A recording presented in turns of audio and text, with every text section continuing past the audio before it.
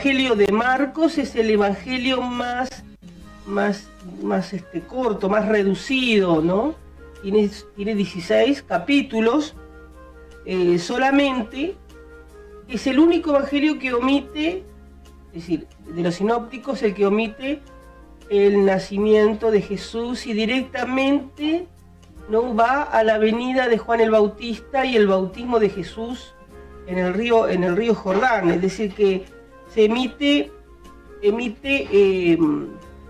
omite el nacimiento y la genealogía que los otros evangelios lo tienen. Es decir, que estos acontecimientos que tiene Mateo o Lucas, él no lo tiene. Ahora, Marcos presenta a Jesús de una manera magistral, ¿no? Jesucristo como majestuoso, obrando y haciendo milagros y maravillas en medio de esta tierra, ¿no? Si nosotros queremos un pasaje para hacer evangelismo o predicar en lugar donde hay gente nueva que queremos captar, bueno, usamos generalmente, ¿no?, pasajes donde Jesucristo hace milagro y maravilla, ¿no? Porque actualmente Dios lo sigue haciendo, ¿no?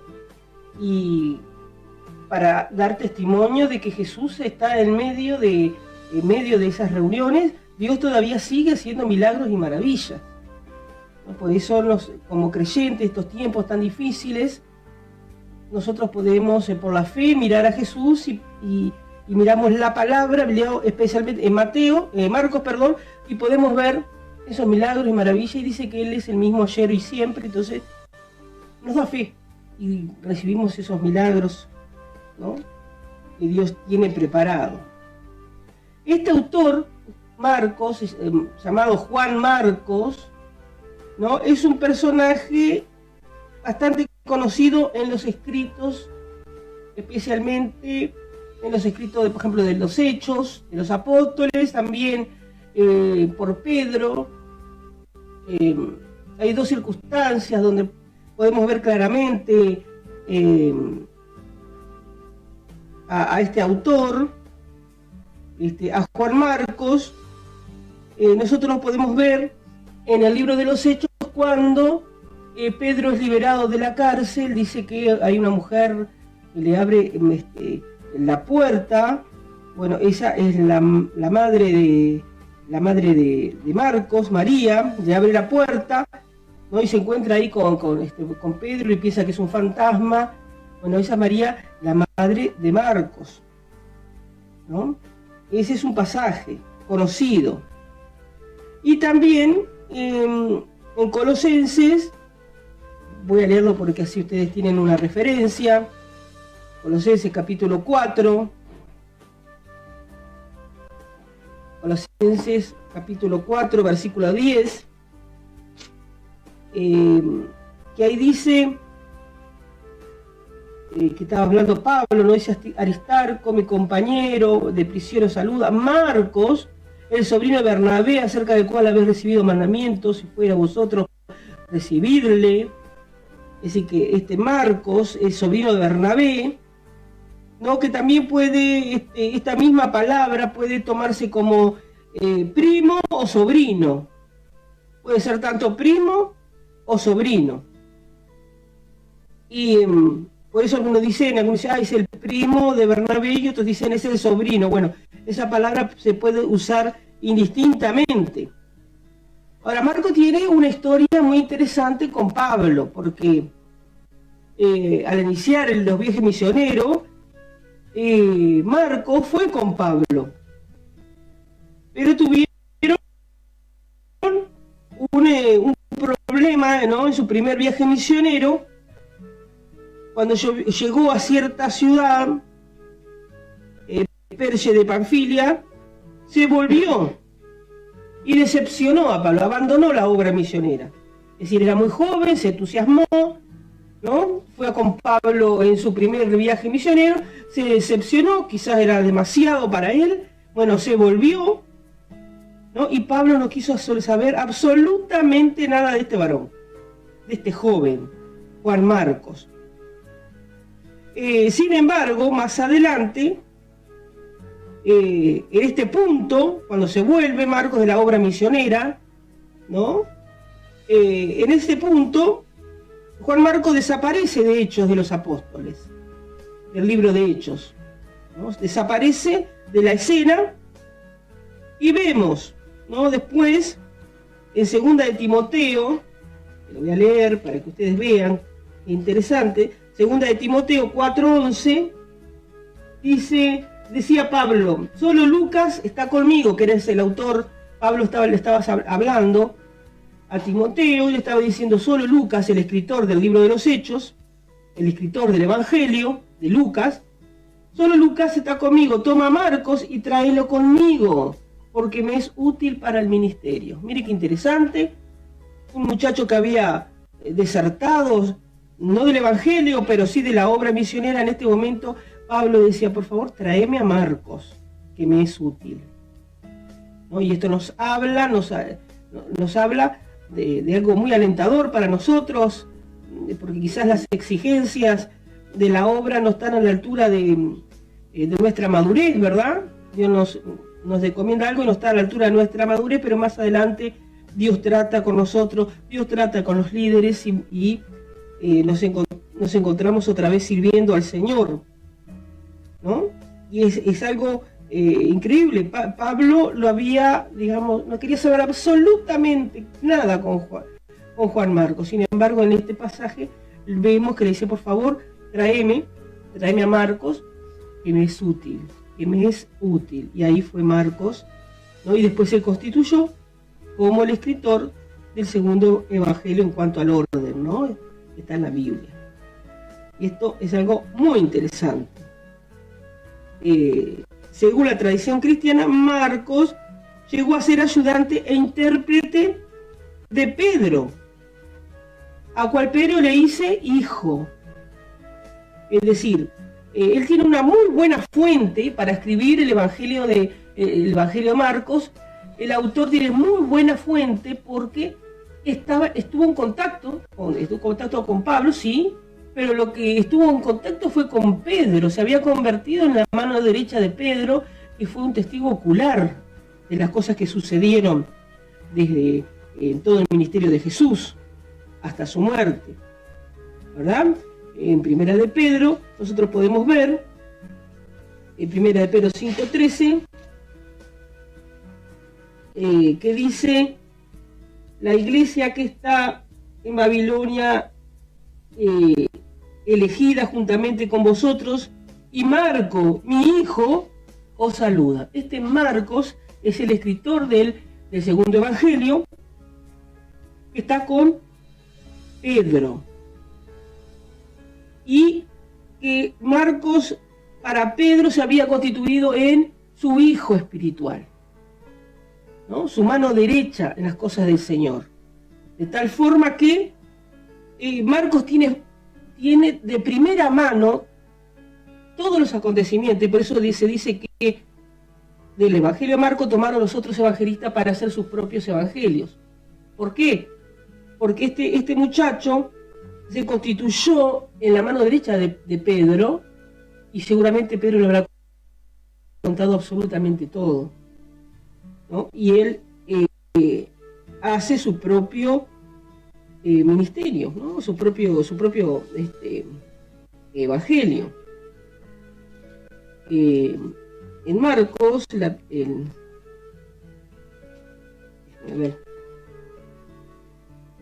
en los primeros capítulos el primer capítulo de Marco,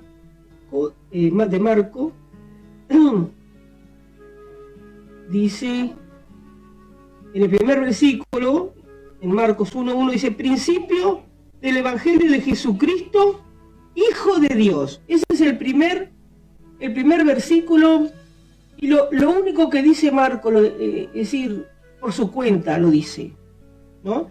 Los demás son acontecimientos, ¿no?, que él relata, pero en lo único que él se juega para dar, digamos, como una sentencia de lo que va a escribir de aquí en adelante, es decir, principio del Evangelio de Jesucristo, Hijo de Dios. Esto es algo muy importante.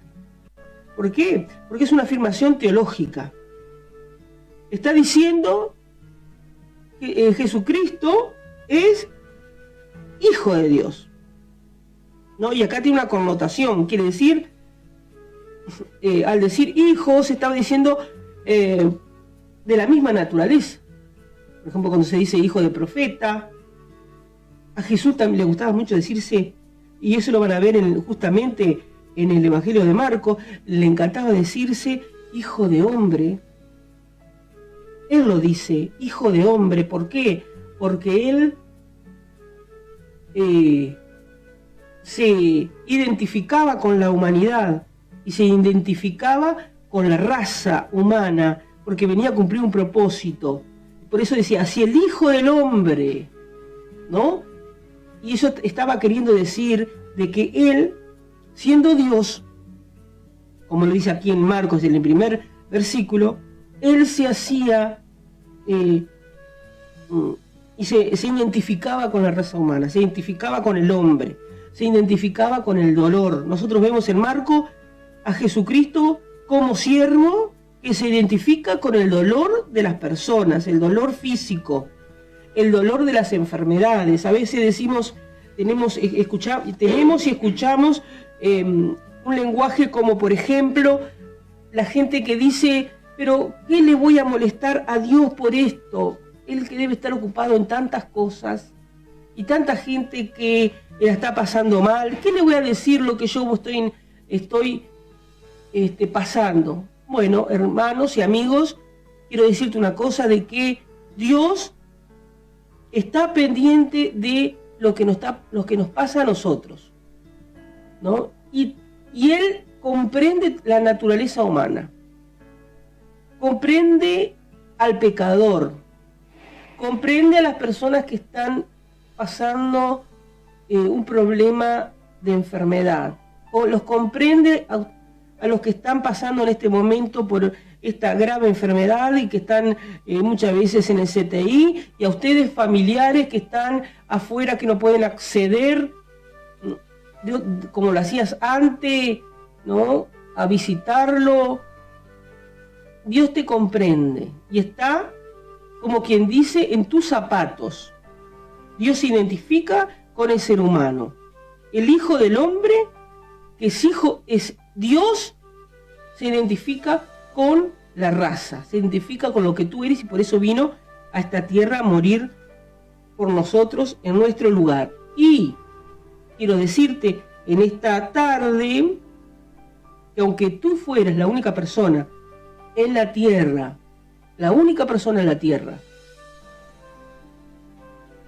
Jesucristo hubiera venido a morir por ti en la cruz. Y hay un ejemplo que siempre utilizo, ¿no?, que el arca de dimensiones de un transatlántico, de un crucero,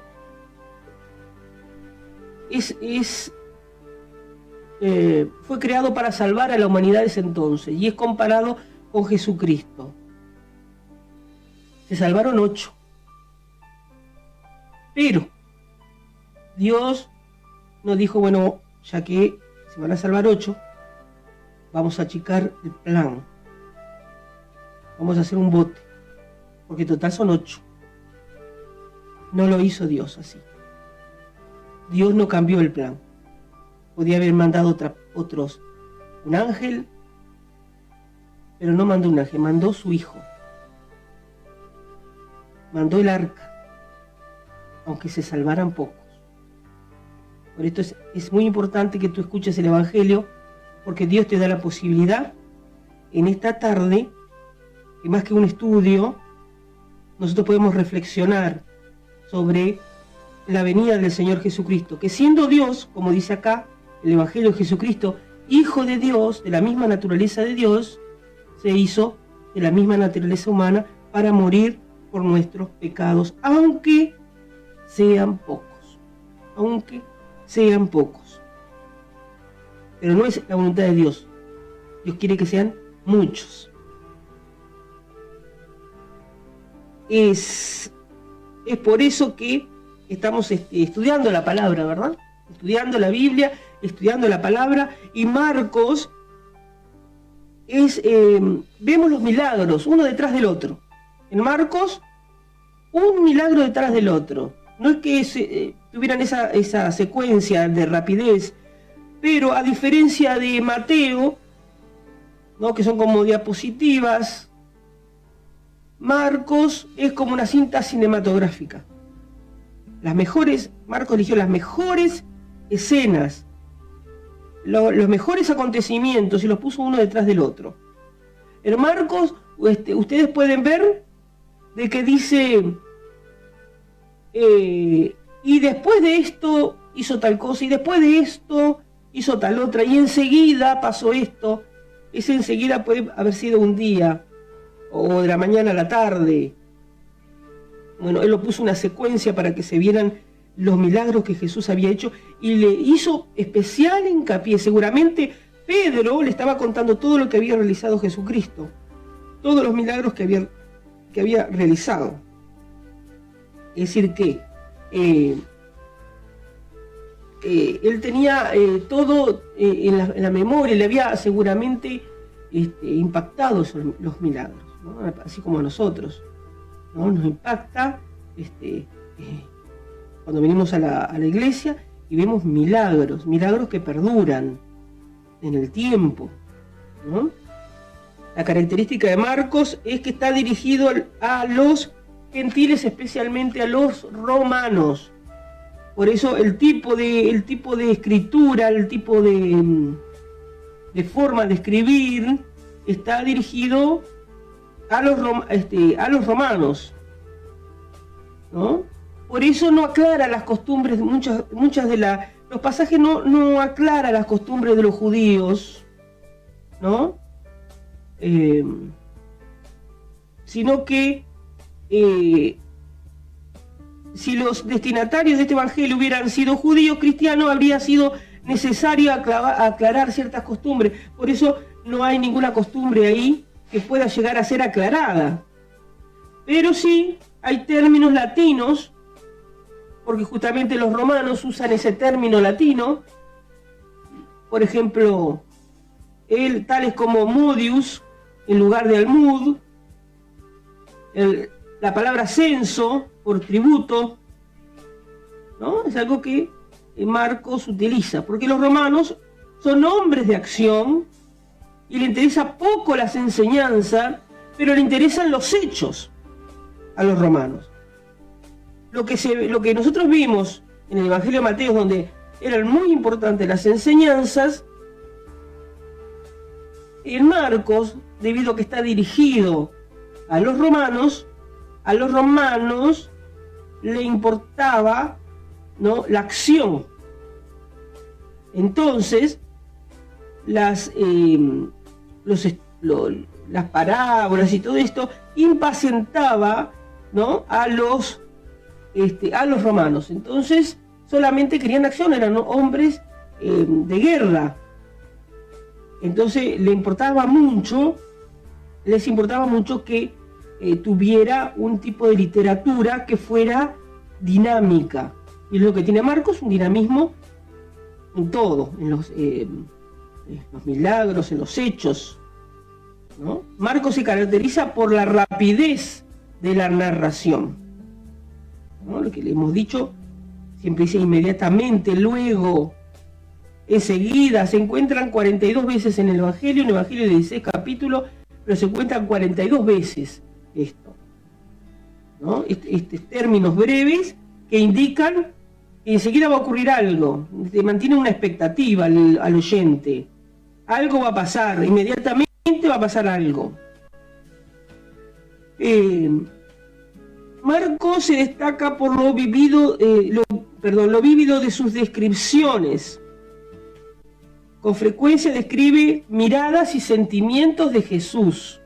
Ese Dios, el capítulo 1, versículo 1, donde dice en el principio del Evangelio, Jesucristo, Hijo de Dios, pero ese Hijo de Dios le detalla la humanidad, justamente. Cuando observa a Jesús, le dice, mirando alrededor, ¿no? Como cuando miraba alrededor, dice, mirando a los que estaban sentados alrededor de él, levantando los ojos al cielo. Esa parte humana, ¿no? Y la observa muy atentamente en Marcos. El Señor relaciona cómo reacciona Dios, cómo reacciona Jesús ante los sucesos con auténtica emoción humana, ¿verdad?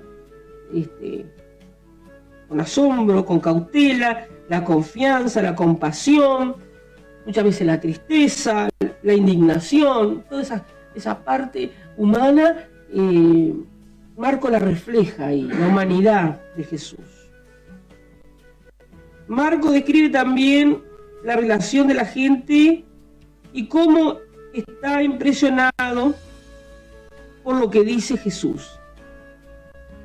Por ejemplo, cuando traen a enfermos a Jesús convirtiendo la casa en un hospital. El 10:32, creo que está ahí, Marcos 10:32.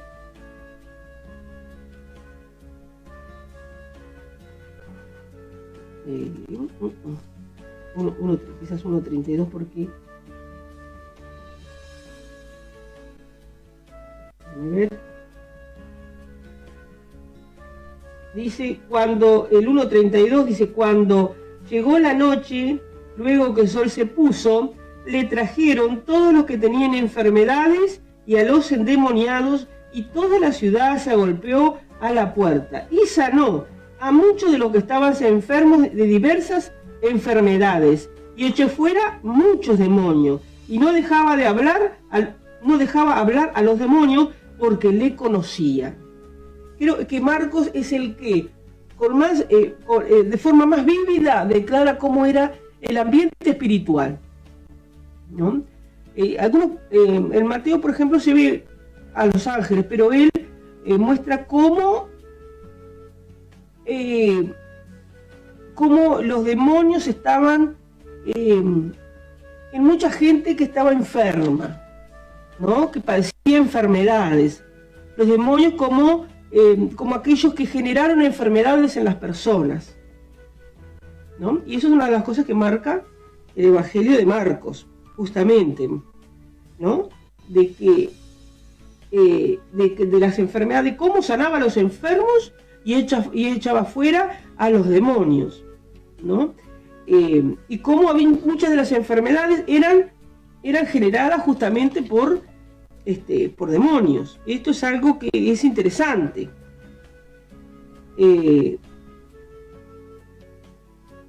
Dice que en el Marcos, capítulo 3, versículo 10, decía, porque había sanado a muchos, de manera que por tocarle, cuantos tenían plagas, caían sobre él. Mire, qué interesante, ¿no? De que era sanando muchos enfermos, dice, ¿verdad? Sanando a muchos enfermos, todos los que tenían plagas caían sobre él. Y eso es algo muy interesante. Ya, bueno, uno piensa, bueno, si Jesucristo estuviera en este tiempo caminando por esta tierra, quizás haría eso.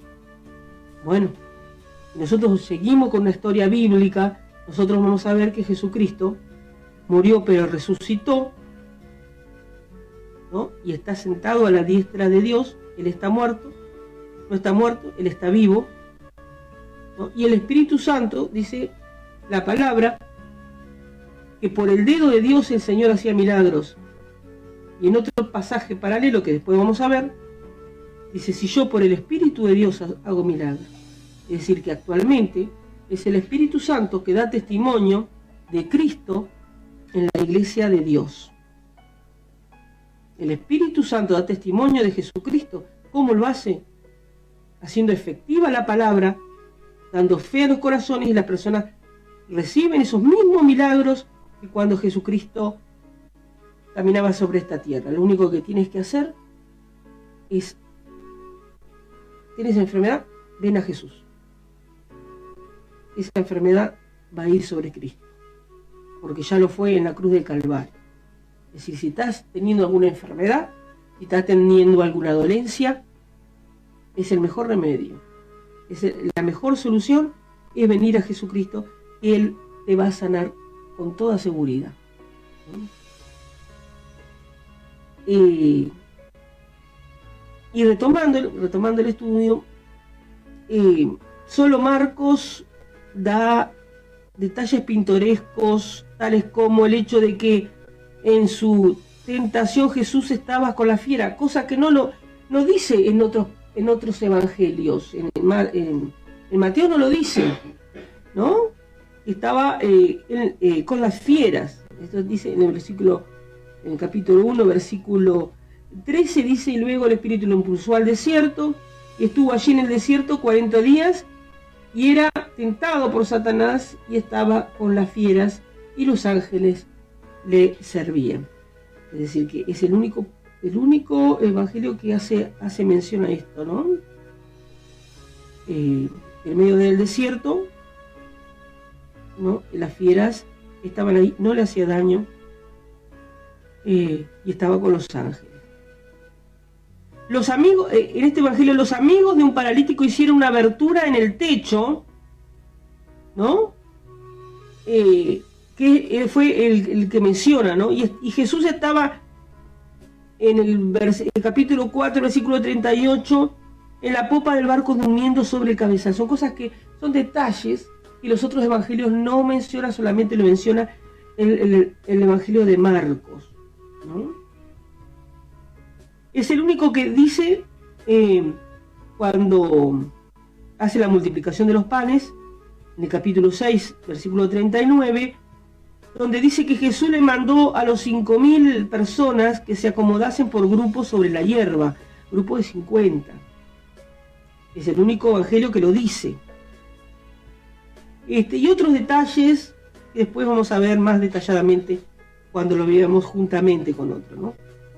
Este evangelio es el que trata a Jesucristo como siervo, el siervo de Jehová, ¿no? El siervo de Jehová. Marcos comienza su obra recalcando la deidad de Jesucristo, ¿no? Esta obra con un poder irresistible, echando fuera demonios, sanando a los enfermos, como habíamos dicho, en una forma sobrenatural. Sin embargo, el énfasis particular de este evangelio es que Jesucristo cumple el papel del siervo de Jehová. Y esto es algo muy interesante, porque al ver los profetas, Isaías nos habla del siervo de Jehová. Y ese siervo de Jehová iba a ser el Mesías, el siervo de Jehová. Entonces, hacer alusión al siervo de Jehová, ¿no?, que fue profetizado en Isaías, es interesante porque está haciendo alusión a ese Mesías que iba a venir, cuando dijo en Isaías 42:1: he aquí mi siervo, en quien mi alma tiene contentamiento, he puesto sobre él mi espíritu, ¿no? Y en estas palabras se repite en Marcos 1:10 y 11. Y si luego, cuando subía del agua, esto es el bautismo de Cristo, el bautismo de Jesús en aguas, cuando subía del agua, vio abrirse los cielos y el Espíritu como paloma que descendía sobre él, y vino una voz de los cielos que decía: tú eres mi Hijo amado, en ti tengo complacencia. Entonces vemos a Isaías, y también vemos el cumplimiento, ¿no?, en Jesucristo. El siervo, he aquí mi siervo, a quien mi alma tiene contentamiento, decía Isaías. Y aquí vemos que decía, cuando empezó su ministerio, él decía, vino una voz del cielo que decía: tú eres mi Hijo amado, en ti tengo complacencia. Se cumple esta profecía del siervo. Isaías pinta un cuadro del siervo, quien se encuentra con una increíble oposición de los hombres. Sin embargo, cuando está el momento de la crucifixión de Jesucristo, lo doloroso del siervo, ¿no? Que hace alusión, ¿no?, a Isaías 53:10, que dice: con todo esto Jehová quiso quebrantarlo, sujetándolo a padecimientos, y así ha puesto su vida en expiación por el pecado. Este siervo, ¿no?, del cual está hablando, de Jesucristo, el Padre quiso quebrantarlo, sujetándolo a padecimientos. Esto es algo muy importante, muy importante. El Padre lo sujetó a padecimientos. Él vino a hacer una obra, Jesucristo vino a hacer una obra de expiación, de dar su vida por nosotros, y no había forma de que el Hijo hiciera otra cosa que no fuera lo que había dicho el Padre. El Padre, según Isaías, lo sujetó a padecimiento para que se cumpliese eso. Es muy importante.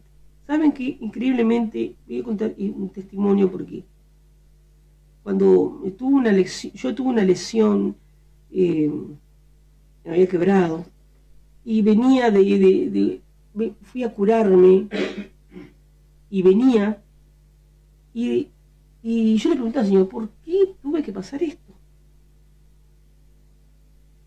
Y Dios me recordó algo que pasó en la sala de emergencia. Había una madre que había traído su hijo con el hombro salido su brazo salido del hombro, y le tenían que enderezar el brazo. Y el médico le dice a la madre: sujételo, porque le tengo que enderezar el brazo. La madre, con todo el amor del mundo y con todo el dolor, sujetó al hijo, y el doctor hizo lo que tenía que hacer. Sufrió, pero enderezó el miembro. Y esta humanidad se apartó del plan original que Dios tenía, queriendo ser independiente a Dios, y Dios envió a alguien para enderezar a la humanidad al plan original, y lo sujetó, dice, a padecimientos, porque él tenía que ser él, ¿no? Tenía que ser alguien que realmente no había cometido pecado, y él se ofreció a sí mismo, y el Padre hizo la obra para que él pudiera concluir ese plan, ¿no? Y esto nosotros lo vemos en todo Isaías. Y aquí mi siervo, a quien mi alma tiene contentamiento. Eso es algo maravilloso. Jehová quiso quebrantarlo. Esto es muy fuerte, esta palabra. Así ha puesto su vida por expiación por el pecado, dice Isaías 53:10. No es poca cosa lo que hizo Dios. No es poca cosa lo que hizo el Señor. Enderezar la humanidad y volver a la humanidad un plan original, ¿no? Y en esta tarde, quizás esta enseñanza le está hablando a alguien que estuvo en ese plan original y se apartó. Bueno, el sacrificio y la gracia de Dios todavía está vigente para que, si tú estás apartado, puedas volver al plan original de Dios. Y esto es algo maravilloso. Las puertas de la gracia están abiertas. Y el versículo clave de este evangelio, Marcos, se encuentra en el capítulo 10, versículo 47, que dice: el Hijo del Hombre no vino para ser servido, sino para servir y dar su vida en rescate por muchos. Se puede sintetizar el contenido de Marcos en las siguientes palabras: servir y dar su vida. Vino a servir y a dar su vida en rescate por muchos. Quiera Dios que tú seas parte de esa palabra, en rescate por muchos, ¿no? Si estás viendo, estás escuchando, ¿no? Este mensaje, esta enseñanza, que tú puedas ser parte de esto, de este sentir, ¿no? Del Señor. El Hijo del Hombre no vino para ser servido, sino para servir y dar su vida en rescate por muchos. Es necesario que Jesucristo rescatara a los hombres tomando obedientemente la senda de la humildad y padeciendo, ¿no? Lo que se había escrito sobre él, ¿no? Todas las cosas que fueron proclamadas en los profetas fue cumplida en Jesucristo. Es decir, a veces nos decimos, ay, tal persona lo mató, tal. No, todo lo que ocurrió fue planificado por Dios mismo y tuvo cumplimiento en la persona de Jesucristo. Es necesario que Jesucristo rescatara a los hombres tomando obedientemente la posición de siervo y muriendo en nuestro lugar. Así Marcos presenta a Jesús como el fiel siervo de Jehová que murió por los hombres, pero esto no terminó ahí. Es decir, que murió. Nosotros tenemos muchas veces la idea de que murió, ¿no? Y todo se acabó, ¿no? Como quizá la tuvieron algunos discípulos, ¿no? Este sentimiento. Él resucitó. El triunfo de Jesucristo está en la muerte y en la resurrección de él, ¿no? Y eso es algo muy importante, ¿no? Que no solamente Jesucristo murió en la cruz, sino que hubo una resurrección. Y es todo en los evangelios, es lo que está latente, la muerte y la resurrección de Jesús, ¿no? Yo quiero contar un testimonio hace un tiempo, cuando mi sobrino era pequeño. Iba mi tía lo quiso llevar a la iglesia católica, y mi sobrino estaba escuchando el evangelio, ¿no? Y venía comprendiendo, a pesar de que era muy pequeño, no sé si tendría 5 o 6 años, a pesar de esa edad, comprendía el evangelio, ¿no? Y lo llevaron a la iglesia católica, ¿no? Y porque le dolía la muela. Y cuando estaba ahí, empezó a llorar más. Y mi tía le dice: vení, mirá Jesús, ahí está Jesús. Le mostró la cruz. Ahí está Jesús. Él te va a sanar, ¿no? Y estaba el Jesucristo ahí sangrando en la cruz. Y ese niño le respondió: ¿qué me va a sanar? Mirá, abuela, a él le duele más que a mí. A él le duele más que a mí. Y nosotros tenemos la visión de esa, ¿no? Que nos han insertado en nuestra mente de que está muerto. Pero no le dan énfasis a la otra versión de que Jesucristo, el siervo de Jehová, murió, pero triunfó en la resurrección. Triunfó en la resurrección. Es algo muy importante. Por eso, los milagros que nosotros vemos en Marcos se hacen evidentes, porque Jesucristo no está muerto. Jesucristo está vivo. Y eso es muy importante para el creyente, y muy importante aún para hacer reales estos milagros en nosotros, que vamos a ver más adelante. Ahora Marcos, sus 16 capítulos, los últimos 12 versículos del capítulo de Marcos, que va del 9 al 20, ¿no? Que puede llegar a resultar un problema o no. Del 9 a 20, donde Jesús se aparece a María Magdalena, ¿no? Estos versículos del 9 al 20 parece que no se encuentra dentro de los manuscritos más antiguos. Fueron incorporados después, por eso quizás algunas Biblias como la NBI, la Nueva Tradición Viviente y alguna Biblia católica no se los reconoce, porque no se encuentran los dos manuscritos más antiguos, que es el Vaticano y el Sinaítico, ¿no? Dos manuscritos donde son los más antiguos, y donde la redacción final actual es marcadamente diferente al estilo.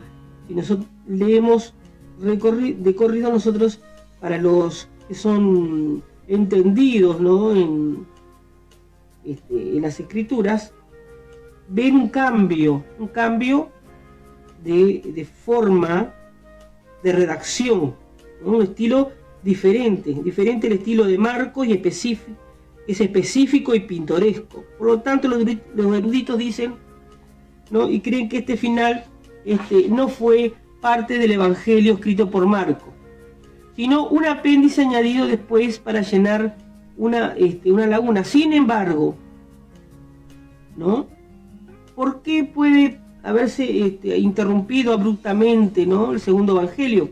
Hay dos suposiciones: o que el final primitivo, ¿no?, fue mutilado, ¿no?, fue arrancado,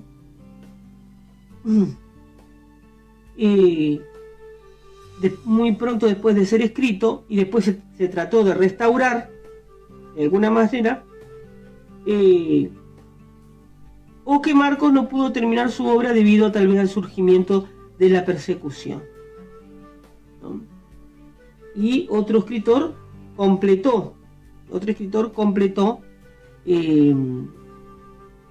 ese evangelio. Sin embargo, no obstante, el incierto origen del final, ¿no?, de este evangelio se cree que fue relatado, es verídico y representa lo que realmente ocurrió. Es decir, que quizás está interrumpido acá en el versículo 8, ¿no?, y después lo encontramos en otro material más adelante que fue añadido, pero que